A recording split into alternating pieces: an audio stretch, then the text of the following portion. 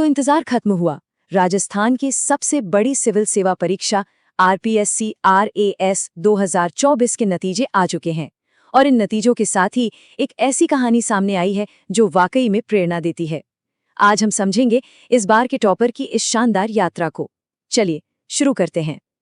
एक सवाल है, जरा सोचिए, कोई शख्स जो पहले से ही ग्राम विकास अधिकारी की नौकरी कर रहा हो, क्या वो अपनी अगली ही कोशिश में सीधा पूरे राज्य में रैंक नंबर 1 हासिल कर सकता है? सुनने में थोड़ा मुश्किल लगता है ना? इस सवाल का जवाब है दिनेश बिश्नोई। जी हाँ, आरपीएससी आरएएस 2024 के टॉपर, जिन्होंने इस नामुमकिन से लगने वाले काम को मुमकिन करके दिखाया है। तो आखिर कौन है दिनेश बिश्नोई और कहाँ से आते हैं? चलिए बाड़मेर से निकली इस कहानी को थोड़ा और करीब से जानते हैं।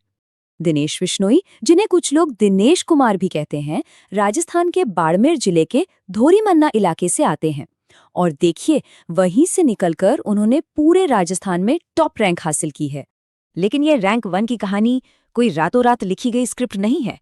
ये तो लगातार मेहनत और जिद की एक मिसाल है। और उनकी ये यात्रा शुरू हुई थी एक बिल्कुल अलग भूमिका से।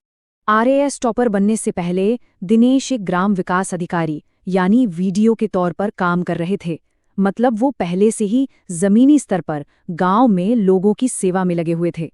ये बात उनकी लगन को और भी खास बना देती है।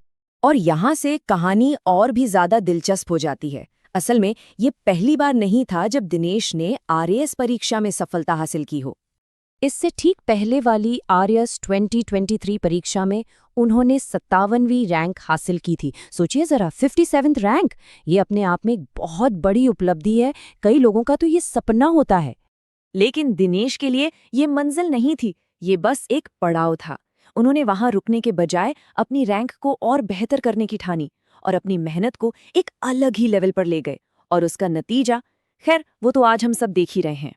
इस कामयाबी को सही मायने में समझने के लिए ये जानना बहुत जरूरी है कि आरएएस की ये चुनौती आखिर है क्या।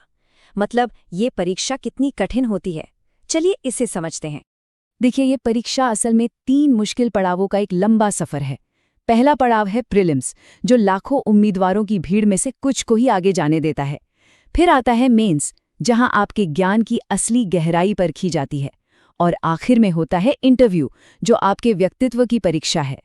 इस साल सिर्फ 1066 पदों के लिए लाखों उम्मीदवार दौड़ में थे। ये आंकड़े ही अपने आप में बता देते हैं कि इस परीक्षा में सिर्फ पास होना ही कितना मुश्किल है। और रैंक 1, वो तो असाधारण से भी परे हैं। तो अब वापस आते हैं उन अंतिम नतीजों पर, जहां दिनेश बिश्नोई की सालों की मेहनत रंग लाई और उन्होंने एक नया इतिहास रच दिया। और ये है वो नंबर, वो स्कोर जिसने सब कुछ तय कर दिया, 351.50। यही वो स्कोर है जिसने दिनेश को पूरे राजस्थान में सबसे ऊपर पहुंचाया। इसका हर एक अंक उनकी कड़ी मेहनत और समर्पण की कहानी कह रहा है। हाँ, ये सफलता सिर्फ दिनेश की नहीं है।